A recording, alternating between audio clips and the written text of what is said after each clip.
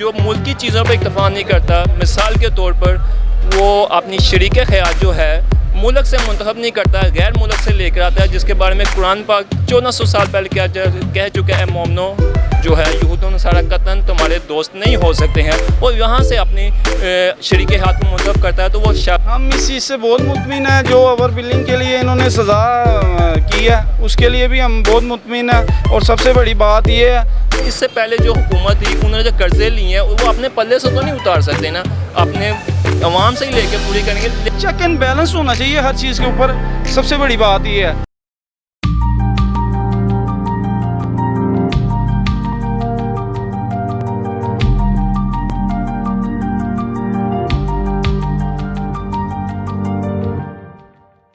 अस्सलाम वालेकुम। वालेकुम सलाम। आपका नाम? मोहम्मद अली हाशिम। अच्छा, अब जो बजट अनाउंस होने वाला है उससे आप कितने मुतमईन हैं? उससे अल्लाह के घर उम्मीद तो है ना कि आप इससे पहले हुकूमत में देखें, जो नई पार्टी का दावा करते थे वो कह रहे थे कि मैं आपके लिए फ़लाँ काम करूँगा, आपको टैक्स में छूट दी जाएगी, लेकिन जैसे ही वो हुकूमत में आए हैं तो हमें उसमें कोई रिलीफ नहीं मिला। वो शख्स जो खुद साख्ता मुल्क का लीडर अपने आप कहता है मैं मुल्क का लीडर हूँ, तो उसने हमारे साथ क्या क्या किया वो सब कुछ आपके सामने, आप भी आवाम हैं, उसने हमारे साथ क्या क्या किया। बिजली किस कदर महंगी हो गई थी, गैस की रेट। 5 साल उनके पूरे कंप्लीट भी तो नहीं हुए थे ना? ओहो, 5 साल बिल्कुल कंप्लीट, लेकिन 1-2 साल के अंदर पता चल जाता है। वो शख्स जो मुल्की चीज़ों पर इत्तफाक नहीं करता, मिसाल के तौर पर वो अपनी शरीक ख्याल जो है मुल्क से मुंतखब नहीं करता, गैर मुल्क से लेकर आता है, जिसके बारे में कुरान पाक 1400 साल पहले कह चुका है, मोमनो जो है यहूद नसारा कतन तुम्हारे दोस्त नहीं हो सकते हैं, और यहाँ से अपनी शरीक हाथ को मुंतखब करता है। तो वो शख्स जो 24 करोड़ अवाम का लीडर कैसे हो सकता है? How can this possible? आपकी हुकूमत के बारे में आपका क्या ख्याल है? देखें ना, ये जब भी हुकूमत आई है इन्होंने अवाम के लिए कुछ ना कुछ करने की कोशिश की है। आप देखें, जब ये नवाज शरीफ साहब 2013 में आए उस वक्त लोड शेडिंग 20-20, 24-24 घंटे की लोड शेडिंग होती थी। लेकिन लोड शेडिंग काफ़ी दिनों से हो रही है, 7-7, 8-8 घंटे की हो रही है, लेकिन हमें इमीडिएटली रिलीफ मिलेगा। आप उसको दौर को देखें, जब लाइट आती है उन्होंने कहा था मैं तुम्हारे लिए बिजली बनाऊंगा, बिजली, और लोड शेडिंग में जब गए हैं इक़्तिदार से उतरे तो लोड शेडिंग बिल्कुल ख़त्म हो चुकी थी। वो सब कुछ आपके सामने है, लोड शेडिंग बिल्कुल ख़त्म हो चुकी थी। लेकिन अब फिर थोड़ी सी शुरू हुई है, वो जो इससे पहली हुकूमत है उन्होंने जो कर्ज़े वगैरह लिए हैं, लेकिन इंशाल्लाह आपको इमीडिएटली रिलीफ मिलेगा। तो कर्जे तो नवाज शरीफ के ऊपर भी तो आए हुए थे ना कि उसने भी लिए, करप्शन की है मुल्क के साथ। ओहो, करप्शन किया, लेकिन इससे पहले जो हुकूमत थी उन्होंने जो कर्जे लिए हैं वो अपने पल्ले से तो नहीं उतार सकते ना, अपने अवाम से ही लेके पूरी करेंगे। लेकिन आप ये देखें ना, ये शख्स जो इक़्तिदार में आए इन्होंने हमेशा अवाम के लिए मेट्रो ट्रेन, सड़कों का जाल वगैरह, गैस, बिजली के रेट में किस कदर अवाम को रिलीफ दिया है। आप पेट्रोल का रेट कहाँ पे था, कहाँ पे ये लेकर आए हैं, बिजली के रेट कहाँ पे थे, कहाँ पे ये लेके आ रहे हैं। आपके मुताबिक अब पेट्रोल का रेट कितना और मुनासिब होना चाहिए? मेरे हिसाब से ना अप्रोक्सीमेटली 150 तक कम होना चाहिए। और लेकिन वो टैक्स कर रहे हैं, जैसे ही टैक्स में ज़्यादा आमदनी होगी तो इसको वो रेट काफ़ी नीचे आएगा, क्योंकि इनका नवाज शरीफ का मकसद व हदफ यही है कि मुल्क इंसानियत की खिदमत है, और वो जिस कदर मुमकिन हो सब देखें। और जब भी इक़्तिदार में आते हैं उनको इसलिए नहीं उतारा जाए, उनको अवाम के बुक्स क्योंकि अवाम के लिए काम क्यों करता है, लेकिन उसका मकसद हदफ यही है कि मैंने अवाम की खिदमत करनी है, और वो मुसलसल इसी काम में वो कहते हैं जितना मर्ज़ी तुम मुझसे बुगस करो, मैं हमेशा अवाम के लिए काम कर रहा हूँ और करता रहूँगा, बेशक इसमें मुझे मौत भी आ जाए, मैं हमेशा काम अवाम के लिए करता रहूँगा। तो अब आप मरीम नवाज को क्या कहना चाहते हैं? अब मैं मरीम नवाज़ को यही कहना है, वो माशाल्लाह बड़ा अच्छा काम कर रही हैं। जिस तरह उन्होंने इलेक्ट्रिक बाइक्स मुहैया किए स्टूडेंट्स के लिए, वो मेट्रो ट्रेन कार्ड वगैरह किए हैं और मज़ीद काम कर रही हैं। लेकिन मैडम, इसमें आपने जिस तरह पुलिस का महकमा बड़ा फॉल बनाया कि अवाम के साथ जो भी ज़्यादती हो इसको भरपूर इसका फ़ौरन इसका रद्द-ए-अमल दिया जाए। अच्छा, मैं जिस तरह कह रहा था मैडम, जिस तरह मैं कॉल सेंटर में होता हूँ तो मैं मियो हॉस्पिटल, मेरी तकरीबन 3 हफ़्ते पहले तबीयत ख़राब हुई है तो मैं मियो हॉस्पिटल में एडमिट हूँ। तो आप एमरजेंसी वार्ड में गए थे, किस में गए थे? मैं एमरजेंसी वार्ड में गया था, उन्होंने मुझे ओपीडी में शिफ्ट किया। तो जब मैं ओपीडी में शिफ्ट हुआ, मेरा कीमती प्रीशियस लगेज आया था, जिसमें मेरा मोबाइल, मेरा रिस्ट वॉच, मेरा पावर बैंक और मुख्तलिफ मेरा पासपोर्ट, मेरा ID कार्ड, अप्रॉक्सीमेटली सामान 25,000 का आया था। वहाँ पर एक जासिर वार्ड बॉय है, उसने उसकी नीयत ख़राब हुई, उसने 4 बजे मुझे उठाया, उसने सीधा सा बंदा है, उसने मुझे गेट से बाहर कर दिया।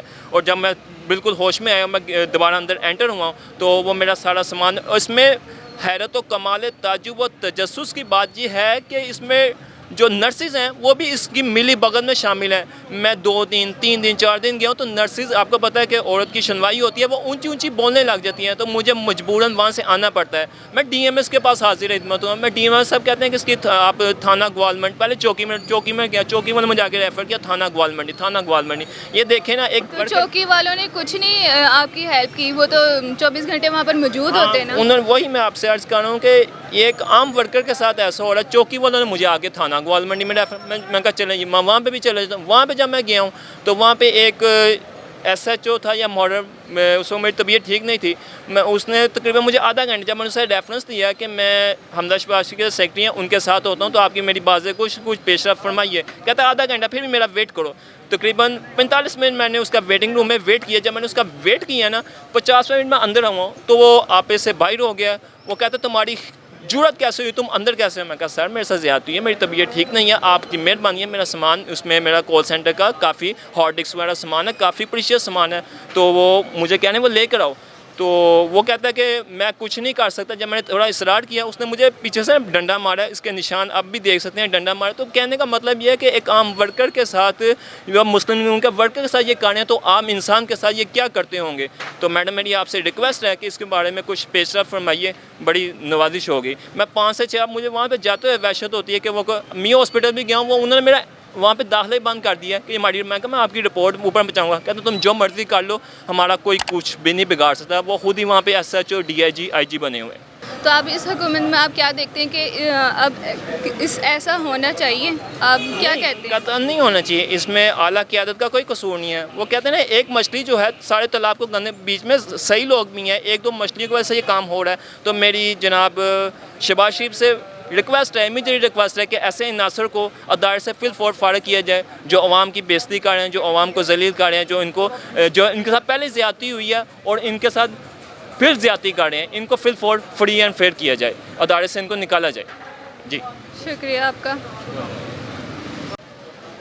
जैसे कि आपने इनकी राय जानी कि हॉस्पिटल में चौकी होने के बावजूद पुलिस वालों का उधर क्या काम है, अगर उधर कोई चोरी हो कुछ हो तो वहाँ पर फ़ौरन कार्रवाई करना, मगर वहाँ पर मौजूद चौकी में पुलिस वाले भी आराम से बैठे हुए हैं। उसके बाद फिर आगे रेफ़र किया गया, रेफ़र करने के बावजूद आगे पुलिस वालों ने कोई कार्रवाई नहीं की है। अगर नून लीग के वर्कर, सियासत के वर्कर के साथ ऐसा सलूक किया जा रहा है तो यहाँ तक हम सोच सकते हैं, देख सकते हैं कि अवाम के साथ क्या सलूक करते होंगे, अवाम की कितनी सुनते होंगे। अस्सलाम वालेकुम। वालेकुम अस्सलाम। आपका नाम? अहमद कादरी मेरा नाम है जी, अल्हम्दुलिल्लाह। अच्छा, अब जो बजट अनाउंस होने वाला है उसके बारे में आप कितने मुतमईन हैं, आपकी क्या राय है? अल्हम्दुलिल्लाह, सबसे बड़ी बात ये है कि देखें, सारे कहते थे ये हो जाएगा वो हो जाएगा। चिकन में आपके खासा फ़र्क पड़ा है, आटे में फ़र्क पड़ा है, पेट्रोल में फ़र्क पड़ा है, उसके बाद आने वाली जितनी सब्ज़ी हैं उनमें काफ़ी फ़र्क पड़ा है। और इंशाल्लाह हम पूरे मुतमिन अपने मियाँ साहब से, इंशाल्लाह ताला आने वाला बजट भी बेहतरीन से बेहतरीन होगा इंशाल्लाह ताला। इसी वजह से हम नून लीग को शुरू से सपोर्ट करते थे। और ये देखें ना कि चिकन जो है कहाँ पे चला गया था, अब उसे भी छोड़ें, आप प्याज को देखें कहाँ पे चला गया था, अब रेंज में आ गए हैं। सबसे एक रिक्वेस्ट होगी मियाँ साहब से कि बिजली की तरफ थोड़ा सा आ जाएँ तो इंशाल्लाह हम उनसे मुतमिन है बिल्कुल। वो मौसम नकवी आ तो गया है, मौसम नकवी ने कुछ नहीं करना। मौसम नकवी ने जो इस्तीफा है वो जो नया इम्प्लीमेंट किया है कि 30 दिन की रीडिंग, एक मिनट 30 दिन की जो रीडिंग है वही लेनी है और उसमें ही बिल बनाना है।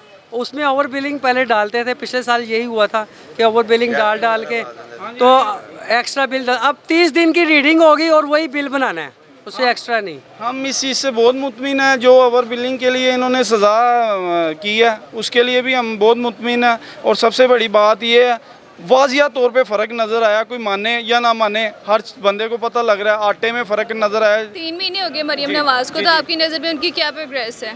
मरीम नवाज़ की अच्छी है, तो ज़ाहिरी बात है, देखें रोटी की तरफ उन्होंने फोकस किया वो भी अच्छा है, ठीक है। उसके बाद नान की तरफ किया वो भी अच्छा है। उसके बाद ये देख रहे हैं बस चेक एंड बैलेंस होना चाहिए हर चीज़ के ऊपर, सबसे बड़ी बात ये है। तो जो आप कह रहे हैं कि हर तरफ उन्होंने रिलीफ दिया, तो बेकरी की तरफ कब तक आ रहे हैं वो? कौन सी ये बेकरी की तरफ? बेकरी की तरफ आपने लास्ट उनका इंटरव्यू सुना ही है, वो कह रहे हैं इंशाल्लाह ताला हम जो है ना बेकरी की तरफ आ रहे हैं।